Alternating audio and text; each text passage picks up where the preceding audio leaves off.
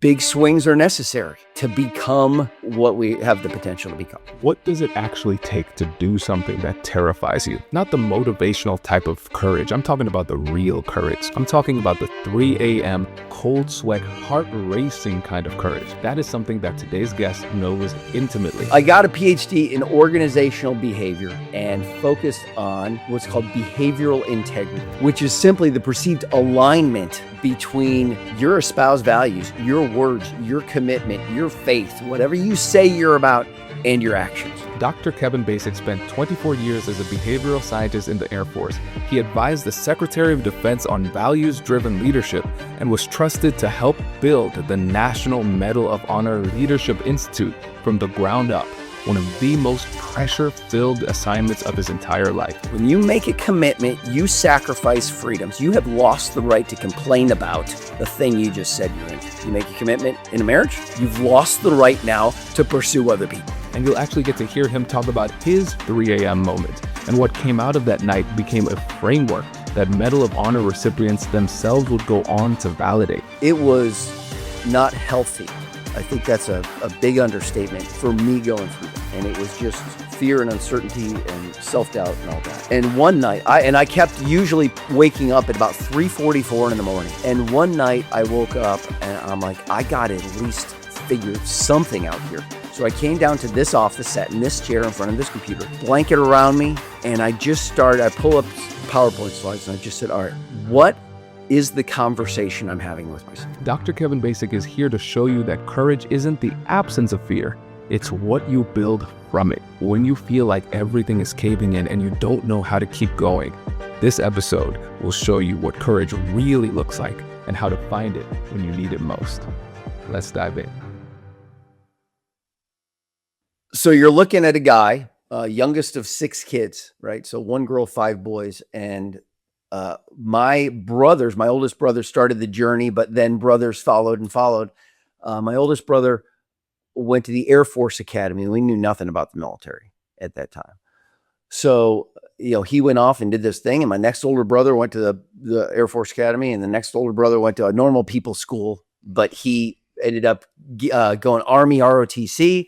My next brother went to West Point, so I'm getting dipped in a lot of the service academy military thing. So I applied and I didn't get in. A little embarrassing, right? So I went to a college for a year, reapplied, didn't get in. So, but they offered me prep school. So now, facing a little moment where do I fall a couple of years behind my contemporaries, growing up, for the opportunity to go to this place, because once you go through this prep school, you're going to get in. And I've had sort of a crucible moment in the mirror where I'm like, hey, the window is only open so long. You only get one more swing at this, and you go in or not. So deep breath, went to prep school and then the Air Force Academy, and all the challenges that come with a service academy, and then started a 24-year career in the Air Force as a behavioral scientist. So going all over, and they were nice enough to invest in me and said, hey, we want you to come back and teach. So we'll send you to get your master's degree in industrial and organizational psychology. So that's basically, what do we know about that funky human animal, and put them in a context. And my focus was small team leadership. I just love the dynamics of why it works and why it doesn't and what gets in the way. And went out and did some other things in the Air Force. Each one, another bit of a swing for the fence, in that never done anything like this before. And oh crap, this could go wrong, right? So taught back down at the Citadel in Charleston, South Carolina as an Air Force ROTC instructor. I got pulled up to headquarters to run ROTC's leadership development nationally as the chief of training. So that was intimidating, but it went well enough that they said, hey, we're going to invest in you again and now send you to get a PhD. The joke in my family is anytime I think the PhD is at all impressive, my mom will introduce me as, hey, this is my son, Kevin. He's a doctor, but not the kind that helps anybody. Right. So, yeah. So I got a PhD in organizational behavior, and focused on what's called behavioral integrity. So it's a values-driven leadership kind of concept, behavioral integrity, which is simply the perceived alignment between your espoused values, your words, your commitment, your faith, whatever you say you're about, and your actions. And when those are in alignment, when they are in integrity, good things happen. When they are out of integrity, buckle up. And it's so easy for all of us to get off the bubble and out of integrity with who we're trying to be, or our standard of excellence, or our faith, or whatever that is. So those were the goggles I put on, and I love that moment to moment test of battling to be who you're trying to be. And fear shows up, and insecurities show up, and all the obstacles that we have to battle through. So 24 years, I finished up at the Pentagon. I was asked to come up based on my previous work to be an advisor to the Secretary of Defense on values-driven leadership, on the professional identity of the people serving the nation. And as I transitioned out and retired, I drink this Kool-Aid. I serve this Kool-Aid. I mix this Kool-Aid, man. I'm going to keep exploring this. And I had enough people call me, say, hey, we kind of dig how you explore this with people. We don't care if you're in uniform or out of uniform. So we'd like to keep a partnership going. So I started my own company and was off and running. Values-driven leadership, behavioral integrity, be the leader you mean to be. And about 3 years ago, I was asked to help stand up the National Medal of Honor Leadership Institute, this new amazing facility, this world-class museum was being built in Arlington, Texas by Dallas Cowboy Stadium to honor the Medal of Honor and all of those who have earned it. And they said, feels like we should have a leadership component to all this so that people hear the stories, connect with the recipients, but aren't just left with, wow, they're awesome, which they are. But there's got to be a bridge built to go, so what do I do with that? And the beauty of the Medal of Honor thing is these ordinary people did something extraordinary in a moment and demonstrated what is possible in spite all of the reasons not to do it, right?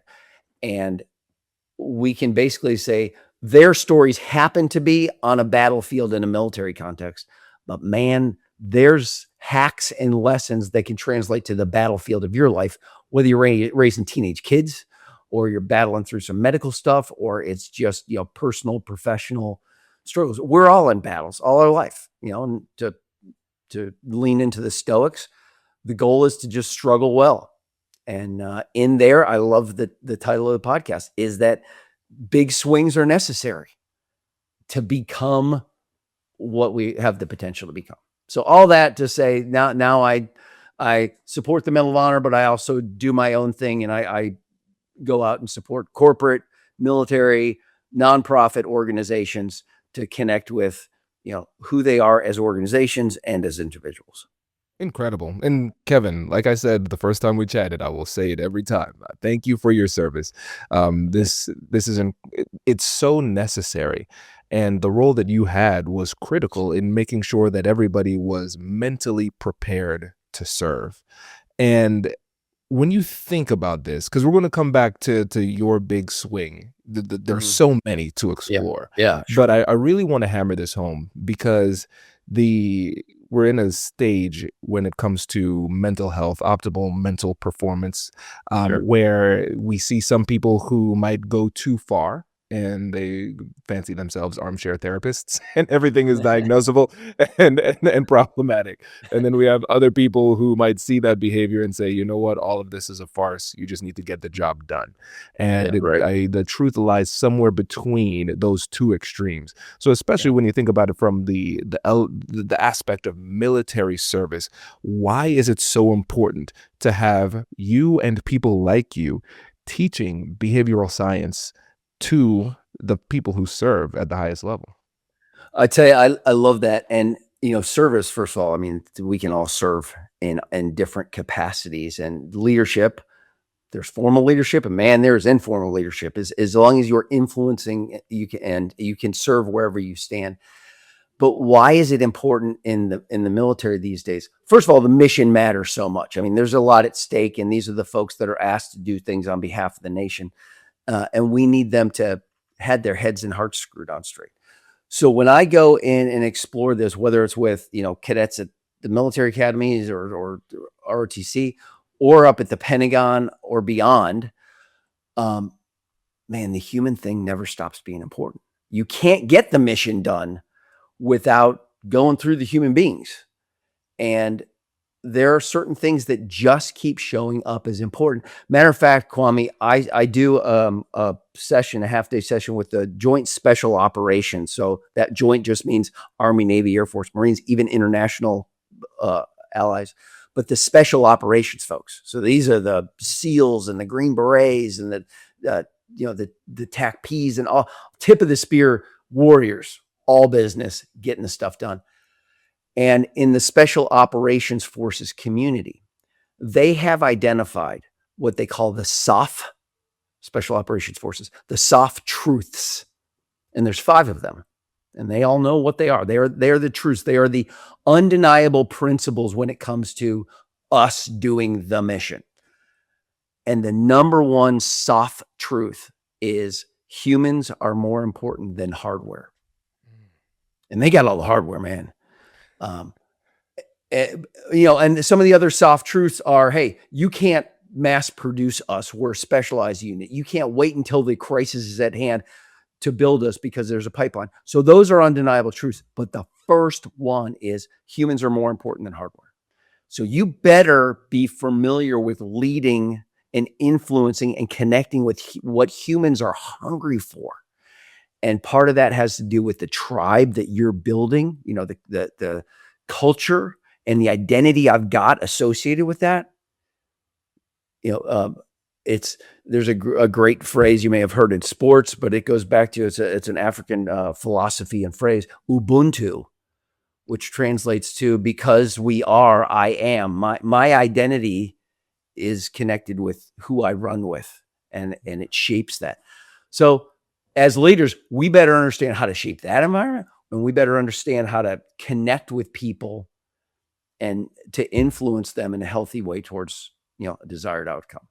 Brilliant. And to just go, yep, I hope it works out, or I'll figure it out, or, I turned out okay, so I'll just keep doing what was done to me.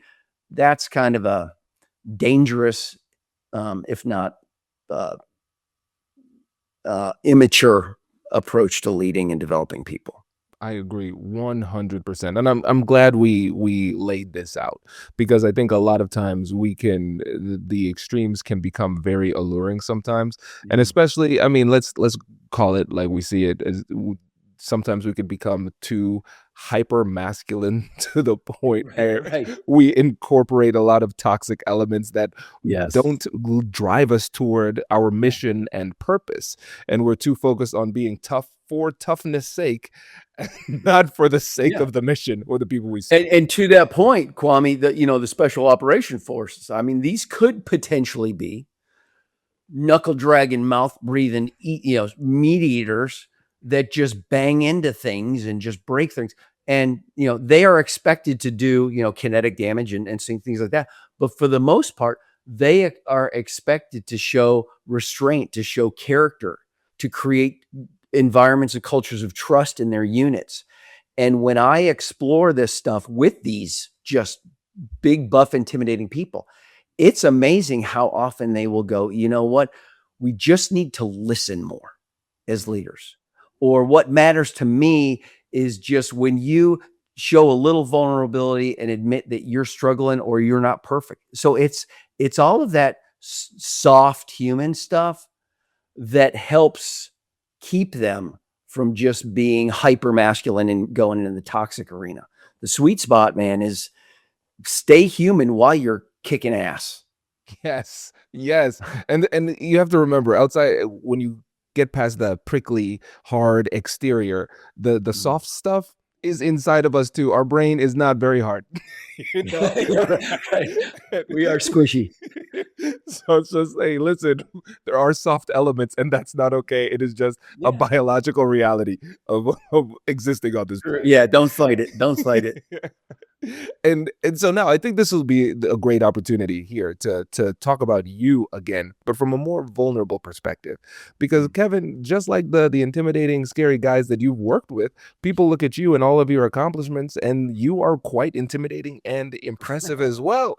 And they can't see the smile and the warmth like I can if they're on audio. And I want you to take us through different Yeah. scary moments in your life. So I want you to take us to during training when you were in the Air Force and you had to jump out of a Mhm. plane. That Yeah. sounds very scary. But then I also Mhm. want you to talk about what it takes to be the person who has been trusted with stewarding the Mhm. creation of this institute for Medal of Honor recipients, because both of those were scary. And I think from Yeah. the outside looking in, they might assume one is scarier than the other, but Yeah. they're It's interesting. mistaken. Yeah, that's Yeah. a great question. So all along, just like many of the listeners, you have certain decision points in your life. And as fear is showing up, hey, you're in the courage game, and there's the fear of embarrassing yourself, fear of failure, fear of not being good enough, fear of not being in the pack that you want to be associated with.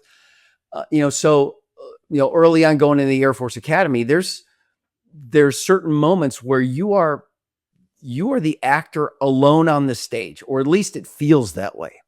Man, so many people, and this definitely connects to a lot of executives and high performers. Even when they weren't alone, they felt so alone, right? Going through it. But when you cross a line back in the day at the Air Force Academy, you get dropped off on a bus, and then you literally had to cross a line that started your in processing, and all the big mean upperclassmen are just waiting like sharks to jump all over you. So you've got to take the deep breath and go, all right, how bad do I want this? Because I know what's coming. I got to buckle up, and it's about to get real.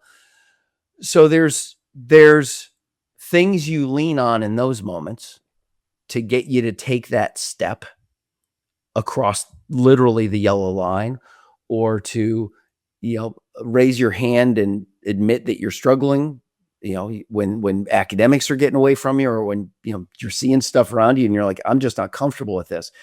Man, it's so easy to stay hidden and stay small. So, all of us have battled things like that, but I'll tell you one of the biggest ones for me. So, the PhD thing, of course, it's the workload and all that you struggle with, and lots of doubt that go on through that. I will tell you this. This may be one of the things, if people take notes, this would be one of the big life hacks. So I'm in my PhD program at Florida State, and I'm in like the second week. And it is, man, it's a book a day. And it is just, you're printing out, back in the day, you're printing out just piles of peer-reviewed journal articles that you have to read and consume and understand for the next day. And it's easy quickly to feel overwhelmed. So I was in the doctoral student lab where we do all the printing, and it was like 2 weeks into the program. And one of the upper class PhD students, he looks across and he sees me and he goes, "Hey, I know that look. I know that look on your face. You feel like you're in over your head, don't you? You feel like you're the one who shouldn't have gotten in, right?" And I'm like, "How do you get out of my head?" Right? Psychology, get out of my head. And he goes, "Let me just tell you something." He says, "Odds are, statistically speaking, someone even dumber than you has pulled this off." And I'm like, "Yeah, wait, what?" I'm like, "I don't think that was a compliment." But he's right, so often. And you got two kids. When you start as a parent, you start questioning, how are we doing this? And I don't know what to do with this kid. Statistically speaking, someone dumber than me, if there is such a person, someone even dumber than me, has raised a child to survive at least the first week. So that was a helpful little battle cry that got me through some of the challenging things in PhD. And I've leaned on that one throughout my life. But there I was. This was about 3 years ago. So I had been honored and asked and invited to help stand up this leadership institute associated with this museum, the National Medal of Honor Museum. And the people that I'm running with are just insanely successful and impressive. And, you've got, good grief, the chairman of the board is Charlotte Jones. So the executive vice president of the Dallas Cowboys. You've got, the CEO of this thing is a 94.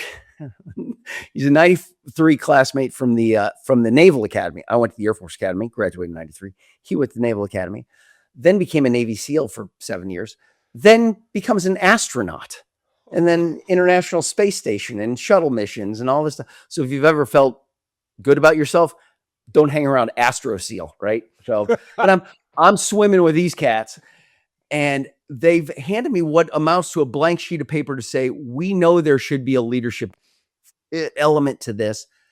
We're not sure what that should be. Based on your background, we think you're the guy that can help us at least stand this up. So I'm trying, and part of that is, what's the structure? What's the language and the framework you're going to use? Start building content and curriculum. We don't need to wait for the building to be built to start executing programs. So, hey, do that stuff. So I'm off and running, and everybody in my life is, oh my gosh, what an honor. It's perfect fit for you. And this is great. And dude, it felt like I'm trying to create it. And it's just like, this is not good enough, or it should be better, or oh, how are they doing so much better? And it was just imposter syndrome, self-doubt. Dude, I was having, panic attacks in the middle of the night because I'm waking up just saying, why am I not doing this? Or why is it taking so long? Or this isn't worthy of what these people deserve. And I will embarrass all the people who had faith in me. It was not healthy. I think that's a big understatement for me going through that. And it was just fear and uncertainty and self-doubt and all that. And one night, I kept usually waking up at about 3:44 in the morning, that just bink, flop sweat, just tossing and turning. And one night I woke up and I'm like, I got to at least figure something out here. So I came down to this office, sat in this chair in front of this computer, blanket around me. And I pull up PowerPoint slides and I just said, all right, what is the conversation I'm having with myself? Let me give voice to the debate, the screams, all that insecurity, the chatter. So I'm writing down things like, it's not going to be good enough.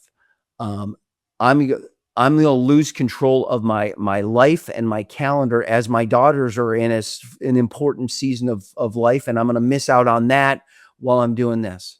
The voices were saying, you've convinced everybody that you're this expert and you're demonstrating you're not. That's the real stuff.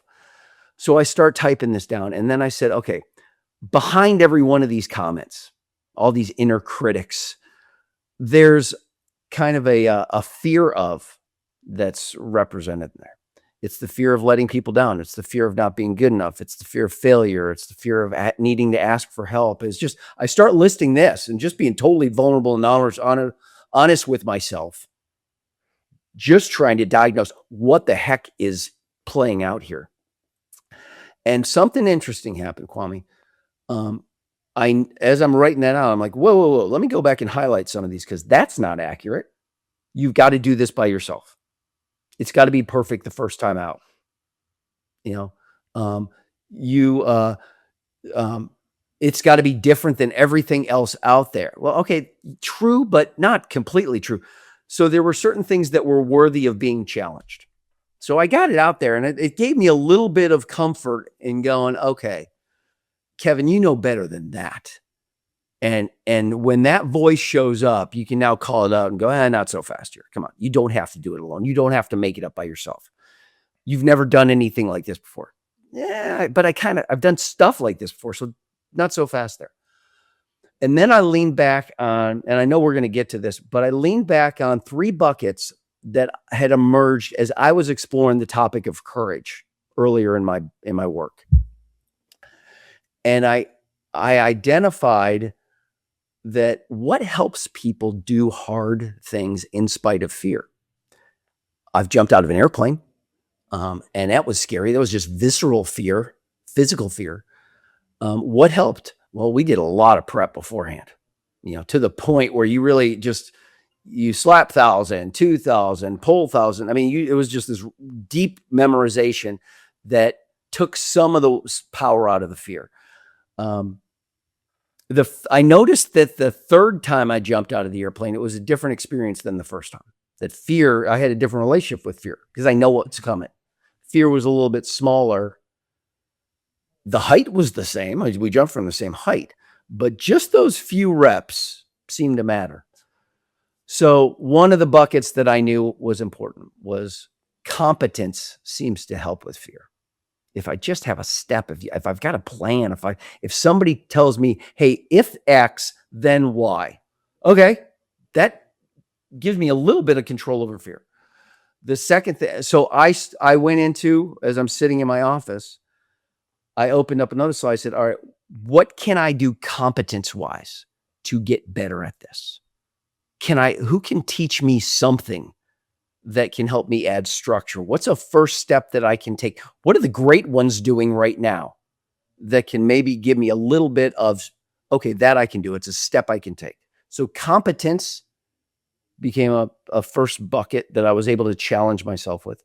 The second bucket has to do with confidence.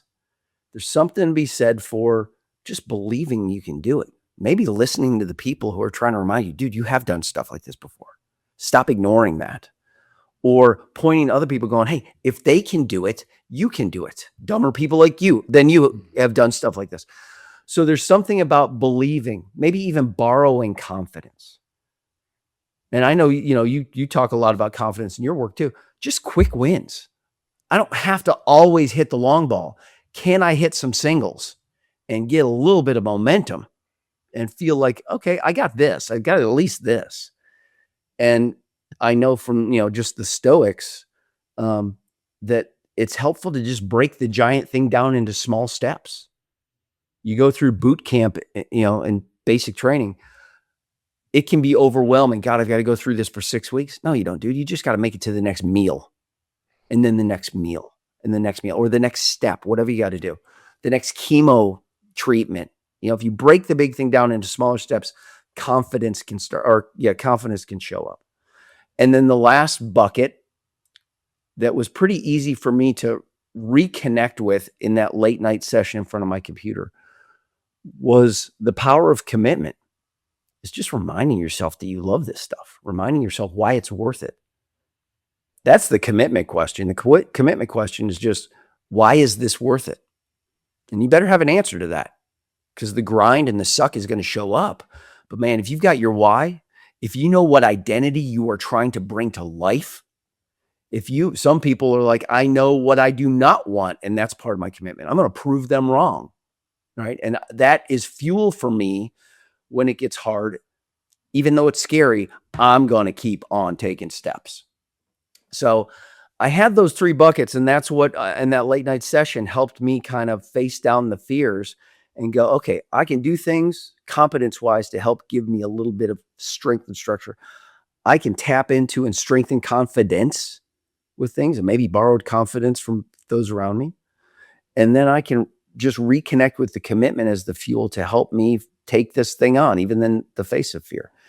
And that was a helpful process for me that just gave me, it calmed the waters a little bit. And then working with Medal of Honor recipients, it just validated it. Because when you talk to a Medal of Honor recipient who did amazing things that we call courageous, in spite of all the reasons not to, they will answer the big question, which is, how did you do that? They will answer it with one of three things. They will say, I was just doing what I was trained to do. Competence. That's the first thing you'll often hear, which is so humble on their part. Hey, I was just doing what I was trained to do. Second nature. The second thing you will hear from Medal of Honor recipients was, I just believed I could pull it off. Usually because I wasn't alone. I knew they had my back, so I was willing to, no matter how bad it went, I knew they were coming to get me. So that confidence helped them at least give it a shot.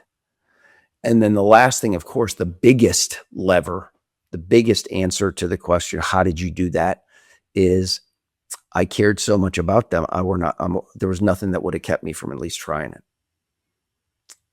So again, the three buckets, the confidence or the courage catalysts kind of travel from battlefields in the military context to battlefields at Kevin's desk at 344 to battlefields in having to fire somebody. Think about it. That's a scary moment. I've got to hold somebody accountable and cut them loose and have that hard conversation. Man, it's helpful if somebody says, here's what you need to say. Just try this, or let's practice this, and it'll feel a little bit more competent in having this conversation. Confidence. What if it goes right? Let's talk about that instead of what if it goes wrong. Let's talk about, what things like this. You've had hard conversations in the past. This is just a different version. Let's talk about if it does initially go bad, can you recover? I think you can. All right. And here's how. And then, of course, the commitment thing is, why is this the right thing to do? Don't ignore the fact that other people are watching you tolerate that low performer. And it's affecting the culture. It's affecting trust. It's affecting your legacy as a leader. Does that bother you? Because maybe that's enough to get you to finally have the hard conversation. Oh, Kevin, this is powerful. This is powerful. And I think for everybody listening, especially folks who struggle with imposter syndrome, you told us something that we should hold dear to our hearts. And I know it's something I personally will go back to time and time again. Whenever I'm feeling imposter syndrome, I will now say to myself, at least people are not comparing me to Astro SEAL. Yeah, right. At least I'm not that guy. Yeah. Oh, but this is great. And the one when I was first, when Whitney and I were having our first son, Kai, I'm a bit of a perfectionist, having to work on that, and I was nervous about it. And just like you, one of my counselors said, he's like, lesser men have done it. And that really, I latched on. I don't need to be perfect. I need to be minimally competent. That's the goal. And the thing is, if you're called to do something, people see something in you that you don't often see. That borrowed confidence is so important. And if that's ever anything that people struggle with, just call some friends and say, hey, listen, do you think I'm good at this? If so, why? And let them hype you up. And that helps you so much. And also, we've heard so many different angles on why it's important to have such a strong tribe, why it's important to have people around you. You are the average of the people around you, et cetera, et cetera.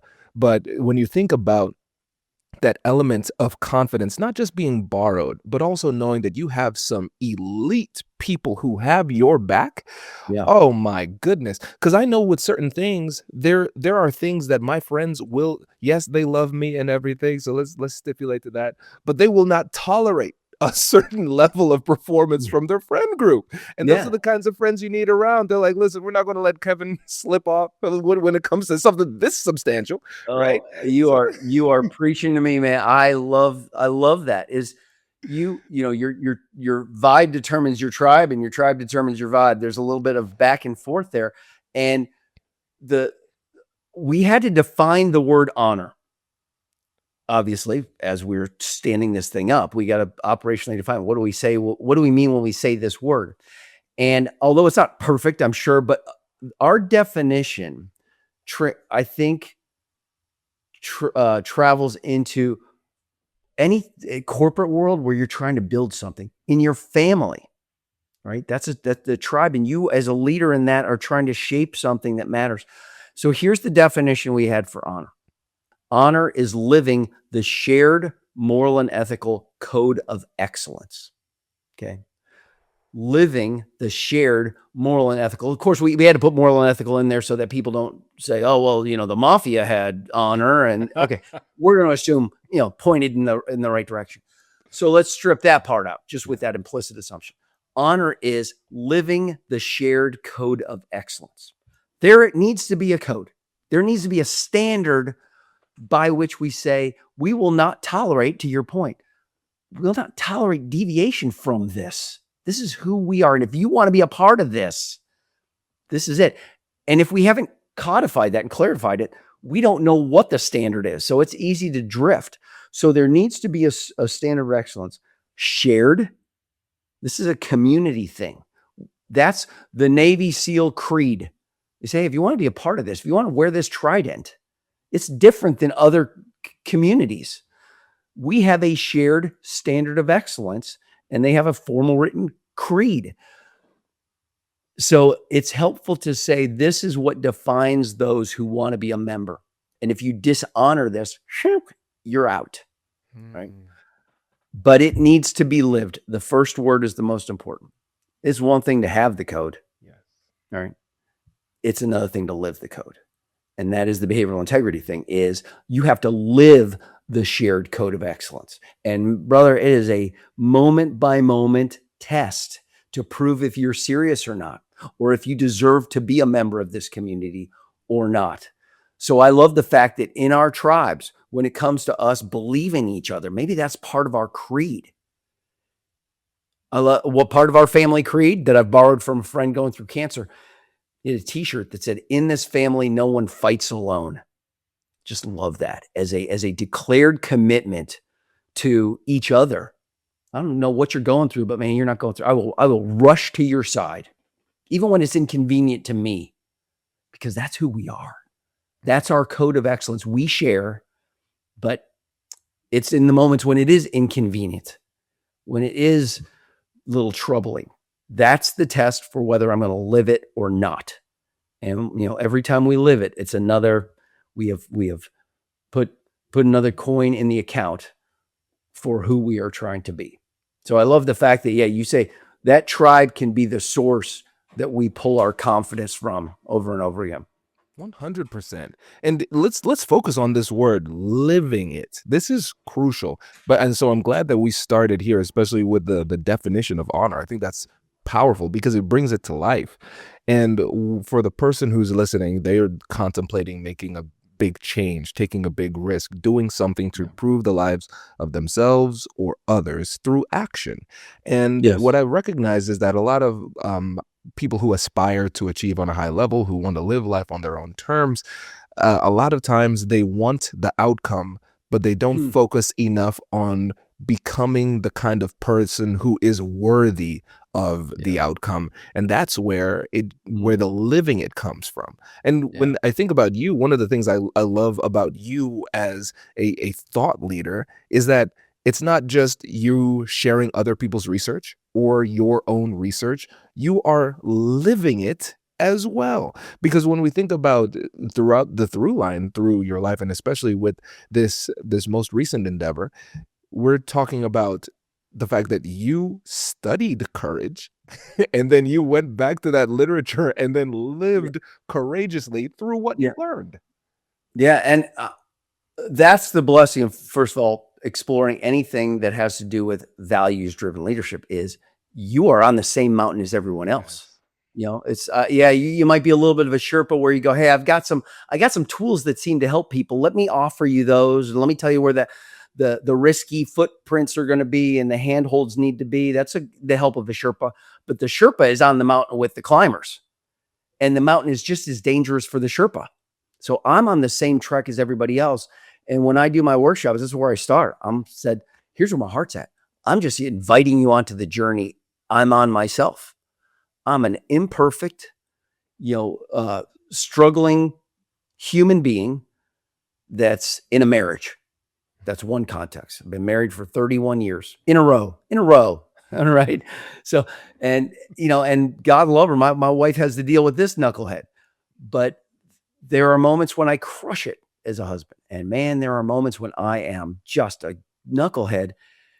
All right. Now comes the recovery moment. What does the person I'm trying to be do in moments where they've just screwed up? As a parent, I'm on that journey too. Now, again, in the research and in thinking deeply and exploring this so much, certain hacks and insights have bubbled up that I'm like, this helped me. It's helping other people, other high performers. You might want to pay attention to this because this might help you on your climb too.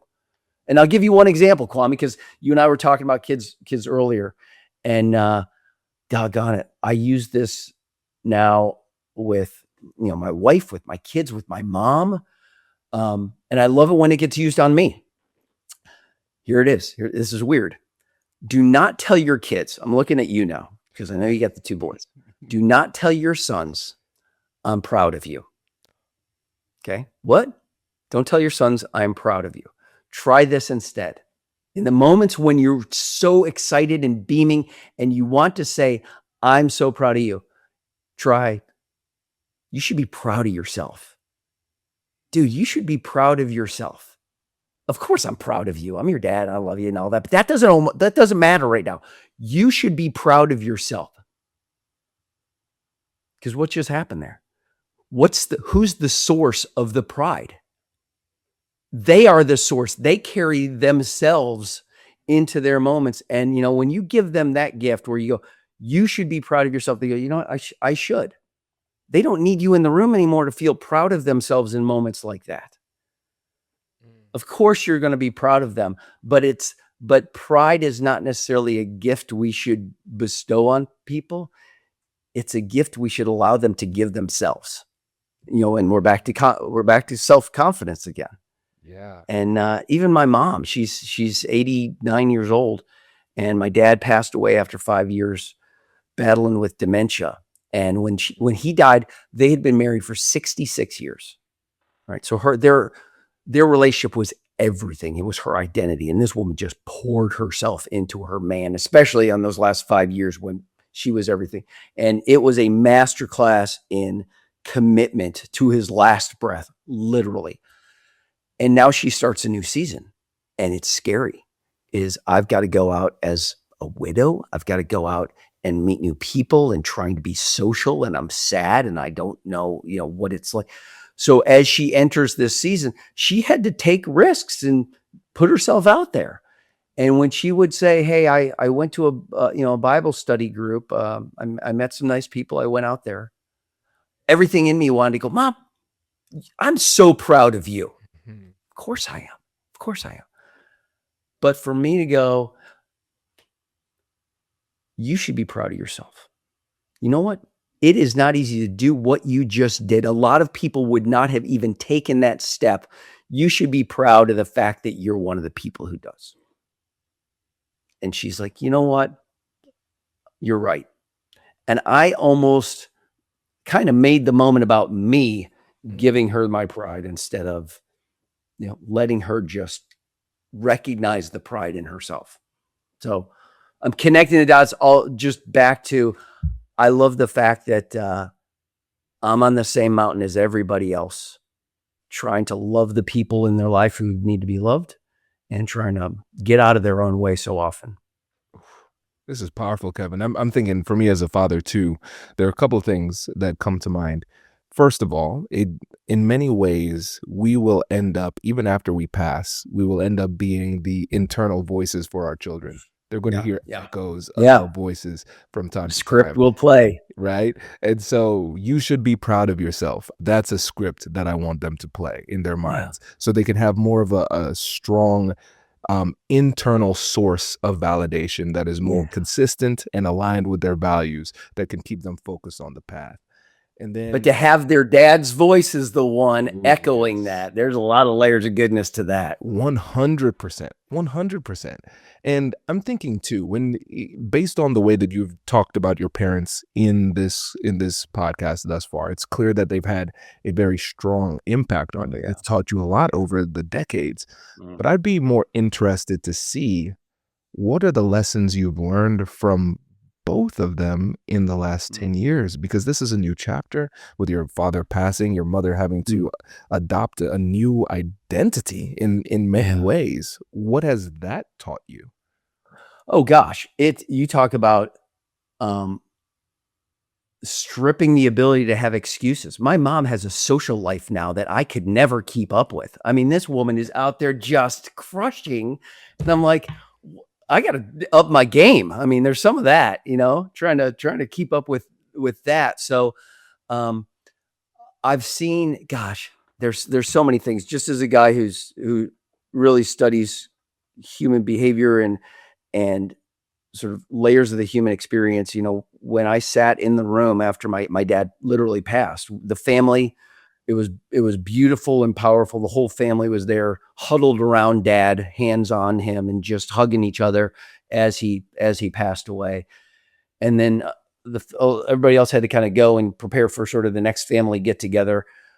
And my mom and I stayed back waiting for the people to take my dad. And it was amazing how quickly she had to figure out, who am I now? I mean, within 30 seconds of everybody leaving, she goes, oh my God, I'm a widow. I mean, she'd never said those words before, that's now the asterisk next to me. And that was interesting. And it just reminded me of the importance of just our identity. Who am I? Who am I to others? Who am I to myself? Who am I in my faith? Just clarity on that is important for people to navigate life.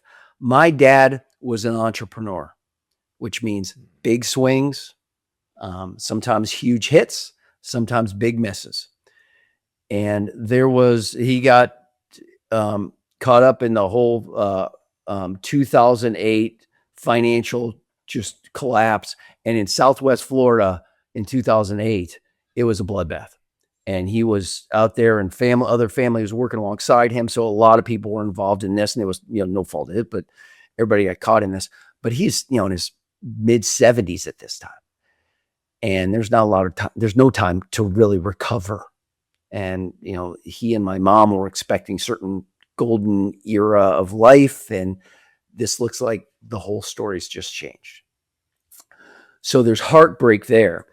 And my dad actually said, hey, I'm worried about one of your brothers going through this because he's taking a lot of this on too. He said, I want you to come down, put eyes on your brother, and just make sure he's okay. So I go down, check on my brother. And then I'm with my dad that night. And he's just standing on the back porch, overlooking the back patio. There's a lake back there. And he wasn't necessarily a reflective guy. So it was weird to see him sort of standing there, just looking out on the horizon. And with all the emotion swirling in the season, I can only imagine what was going on through his head. I failed my family. I've now got my kids involved in this, and I've done this to my wife, and it's so embarrassing. And I can only imagine what the voices were. So I walked up next to him and I said, hey, Dad, how are you doing in all this? You've got me checking on everybody else, but how are you doing on this? And then he said something that is one of those things, Kwame, that I take with me now. And I've offered it to other people. I'm a big fan of battle cries, and he didn't know he was giving me one, but this is it. He said, Kevin, all I know how to do is keep showing up. You just keep showing up. Just I'll bring ideas and effort and a good attitude. And I got to think that eventually we find our way through this storm. But I'm just going to keep showing up. And I thought, that's not a bad voice to hear in our head. When it feels like I'm swinging in the dark, I don't know what to do. Just keep showing up is a Larry Basik battle cry. And in a season in teenage years, we had a season where one of our daughters was not acting like anything we would have expected. And it was just heartbreaking. And thanks to my brother offering a similar battle cry, he said, when we've had tough moments like this, my wife and I just look at each other and we say, I don't know how we're going to get through it, but I will tell you this, we're going to love our way through it. We're going to love our way through this. And, just certain phrases and battle cries can help reorient us to our code of excellence, right? Our shared code of excellence. And we're reminding ourselves we're going to live that in this time of uncertainty, because that's not a bad path to follow. I'm going to keep showing up. We're going to love our way through this. I'll never parent out of emotional control. I'm willing to go there and have the tough, necessary conversations with love, because that's who we are to each other. So there's, one of the things I help companies through is, what's the creed, the shared code of excellence that you want to codify that will guide your team going forward? But man, it's important for a family too. So good. Thank you. Thank you for being so vulnerable with us there. And I love this term battle cry too, because one thing that's coming to mind, it's Leonardo da Vinci's quote, simplicity is the ultimate sophistication. Yeah. And within each of those battle cries, there's such depth, such depth. And what's really fascinating is that under duress, in these most difficult circumstances, they will latch on to these battle cries, and they're Yeah. not going to latch on to an unnecessarily wordy it's like Yeah, right. dense piece The of 7 psychological. principles for yes. Exactly. The simplicity is the ultimate sophistication. It's so important. And It's the reason why we keep coming back to them for 2,000 years. it's true. They may be said a bunch of different ways, but control what you can control is just a battle cry, which who doesn't need to come back to that every once in a while? I mean, daily. And I think that's one of the things that is really fascinating about the fundamentals. When you see elite performers, they constantly revisit the fundamentals day after day. You see these great athletes, they'll keep on going back to what it was that they were doing just since they were children, because the fundamentals never go out of style.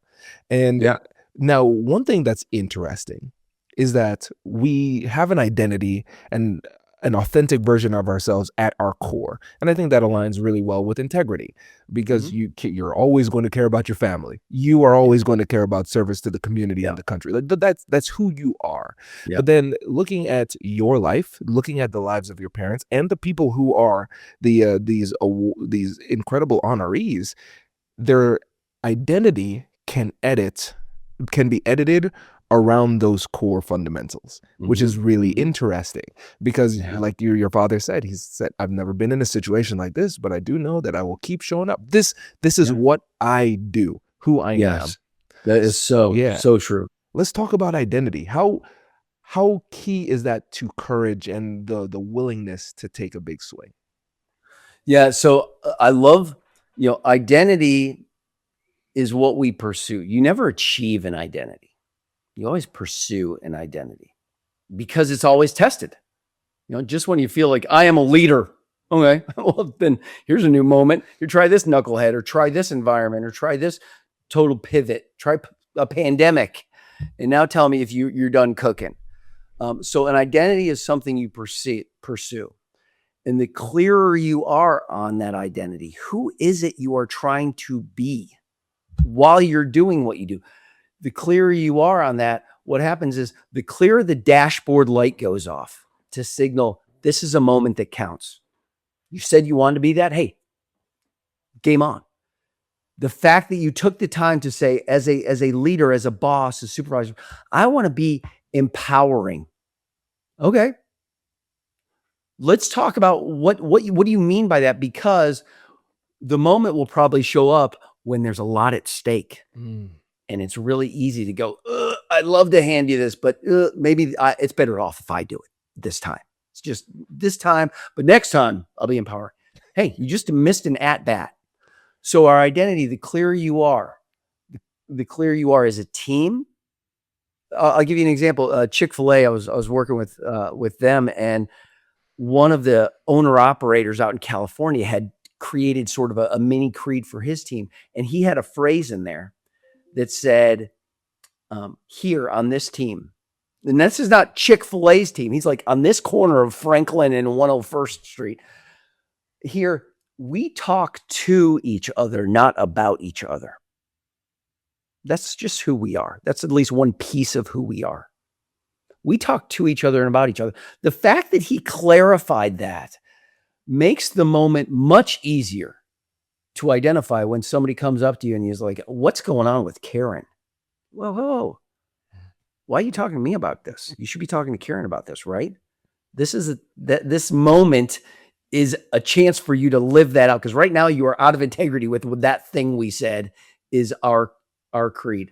So identity is a powerful thing. And the deeper it is, the more visceral it is, the more hell yeah, that's what I want to be. The more we're willing to tolerate the suck, the more, even if we don't have competence or we don't have confidence, that might be just the commitment alone can be enough to fuel us to just at least get into the arena. There's a lot of Olympic people who go, I want to be an Olympian. Apollo Ono has some great insights in just the mindset to say, for me to plant that flag and go, I want to be an Olympian, I accept all of the pain that is about to come my way. And I will train a certain way that normal people won't train because they ain't Olympians and I am. So a dear friend of mine, Dr. Arthur Schwartz, he said, whenever we make a commitment, we sacrifice freedoms. Okay. No matter what the commitment is, when you make a commitment, you sacrifice freedoms. You have lost the right to complain about the thing you just said you're in for. You make a commitment in a marriage, you've lost the right now to pursue other people. If you're going to really take this thing on. So I just love the fact that you commit to an identity and then you pursue it moment by moment in spite of all the obstacles. And again, we're back to competence, confidence, commitment seem to be the things that help people get across these testable gaps and bring that to life. Oh, Kevin, this is so good. This is so good. Okay, before we wrap, let's bring in Simone. He's been waiting patiently. He always has an insightful comment or question to ask. Bring it on, Simone. Kevin, does age have something to do about how courageous you are? I'll tell you why. Because when I started to work with Kwame, it was 7 years ago. I didn't speak English at all. And I told him, yes, I can edit your episodes. And I had to work with the dictionary trying to find the words, And now, after 1,000 episodes, Kwame told me, hey, Simon, why don't you ask a question to our guests? And I said, I don't know, Kwame, I don't speak English. It's very difficult. And he told me, I don't know if you noticed, but now you speak English. So he lent me his confidence, right? Yes, exactly. But I don't know if it was my age now or any other aspect that I'm not aware of. What do you think about that? That's a great question, Simone. And I really haven't explored that. So I'm thinking while I'm talking here. Now, age is kind of a proxy maybe for experience and wisdom and things. So with experience comes additional reps. So as those increase, fear can go down and courage can go up. But, fear hates reps. So you've done 1,000 podcasts now. You're not as afraid of editing podcasts because you're like done it a million times. And I'm confident I'm not going to screw it up, or I can recover from any mistake I made. And now he puts you on a new path and you're like, whoa, we're back at the beginning and I've not done anything like this. Talk to me in 2 months. And I bet after you've asked 100 questions to podcast members, you go, I'm asking better questions than anybody else is, right? You'll be a pro. Now, as we get older, of course, we get more comfortable. We get into habits. We get into ruts and routines where we feel I'm confident and comfortable here. So anything that shifts us out of that routine and rut is going to really shock things. So I think with age, again, it's maybe a little bit more of a proxy of comfort in what we're used to doing. So we've had more practice making those ruts a little bit deeper. But I still think we're back to competence, confidence, commitment. I bet there are other people who have had a language barrier who have become great sidekicks in podcasts. Go to them or watch them. You can pick up tips and techniques. You got tools. There's borrowed competence too. AI can be a great tool to help cover down on some of this. And a burden does not fall to you. You can take hats off and hand them to others, including actual tools. Confidence, like he said, you're better than you're giving yourself credit for. Let me remind you. Let me take you by the ear and show you all the brilliant things you're already doing that are equivalent to what that is. And then commitment. Do you want to grow into the bigger version of yourself? Yeah. There is untapped potential in Simone that Kwame, you just happen to be blessed with a friend, colleague, mentor who is going to want to unleash that. And I will. You mentioned Michelangelo earlier. I heard a great quote from him. He had his sculpting phase. He had his art, his painting phase. Well, in the sculpting phase, he was asked, Master, how do you create the masterpiece of this sculpture? And he famously said, I don't. The masterpiece already exists. I just see the angel in the stone, and then I carve until I set it free. And brother, there's an angel in your stone. And Kwame's just going, I'm going to chip away a little bit. Might be a little uncomfortable, but before you know it, you're going to be like, hey, I'm a pretty good podcast co-host here, which you already are. Yes. Oh man, this is so weird. I heard this great quote. They said the universe whispers before it yells.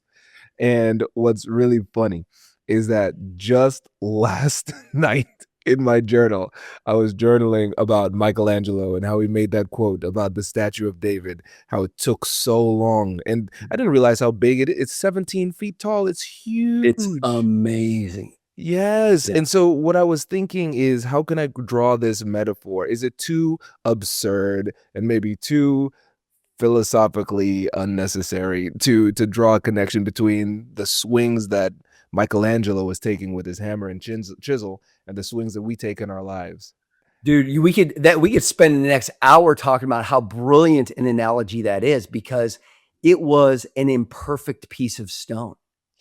It was a piece of stone. Others said, can't do it with that. And he's like, I got an idea. It's in there. You just don't know it. And he took an imperfect piece of stone and made he didn't just make a stinking statue. He made a masterpiece for all time. And part of the reason it's a masterpiece is because it was an imperfect stone, right? Mm-hmm. And have you seen it in person? No, haven't. Okay. So I saw it. I saw it about 7 years ago, and we're actually going to Europe next week with the family. And when I stood in front of the David, I said, I will not die happy if my children do not get to see this. I want to have them stand in front of this thing. But the first time I went, people like, we're going to see one of the great pieces of art. We're going to see one of the masterpieces of all time. And I'm like, you don't tell me what a masterpiece is, right? It's art. I will tell you if it's a masterpiece. And you stand in front of it and you're like, yeah, it's a friggin' masterpiece. Because, dude, he didn't mail it in on anything. I walked around the backside because I'm like, okay, the front that's the headline. And it's amazing. And it's intentionally disproportionate because he knew you'd be 17 feet down below. So the head's bigger than it's supposed to be, but it makes it work. And the gaze of his eyes is different than every other David because you could see the contemplation. And the way that his pinky is extended, there's a certain tendon that's only visible when the pinky is in that position. And he got that right. And then I walked around the backside and I'm like, if ever a guy has earned the right to just go, you know what the back of a leg looks like, it'll be fine. Every vein and tendon is there. He didn't mail it in on anything. And he took an imperfect stone and made a perfect thing out of it. So I love that your journal teased that out of you last night. This is great. Okay, everybody, just wait for an excessively nerdy breakdown. Yeah, that's it. The next guest will be Michelangelo, ladies and gentlemen. We're bringing him in. Exactly. Oh, man, Kevin, this was so good. Listen, brother, I appreciate you. Before you go, you have to let the listeners know how they can get in touch, and also give them a shout out to the resource that we're going to link to in the description as well. Yeah. Okay. So first the resource, obviously in the human arena, especially in behavioral science, we know that trust is won in drips and lost in buckets. So trust is so important to any relationship in any organization. And trust is a volley, right? It's like hitting to forehands. The ball picks up pace as things go well, but sometimes the ball is just sitting on the court and somebody's got to put the ball in play. Well, I've created just a simple one-page document of the types of things that people, leaders, spouses, friends, parents, when people say things like this, there's a gesture of vulnerability. There's a thread of vulnerability in all of these phrases. And when you say something like this, it starts the volley. And there's something in psychology called the norm of reciprocity, is when you say, hey, I'm struggling with something, I could really use your help. Obviously, that's a little bit of vulnerability in making that gesture. The norm of reciprocity says, we as human beings just have a tendency of moving a little closer to the other person who made that gesture. When a leader says, I was wrong, when somebody says, I'm sorry, it's the ball is now placed in your court, and there's a little thread of vulnerability. So since trust is so important to building relationships on our human journey, the tool you will see is what's called the vulnerability or the trust serves. How do you put the ball in play, and what kind of language can you use to maybe start tough conversations? It's a competence building tool that is going to be hung on the podcast website. So that's out there. There's some other resources and other videos on my website. And if you want to get a hold of me, that's the ask, is come check out the website. You'll get a flavor for how I explore leadership, values-driven leadership, behavioral integrity, and my contact info is on the website. So come check that out.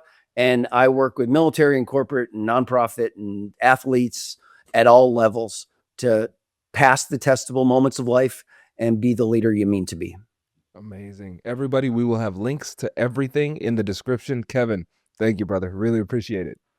It is an honor to be running with you guys. I love your podcast. I loved your TED Talk. I love it all, man. And you're up to something big. So thanks.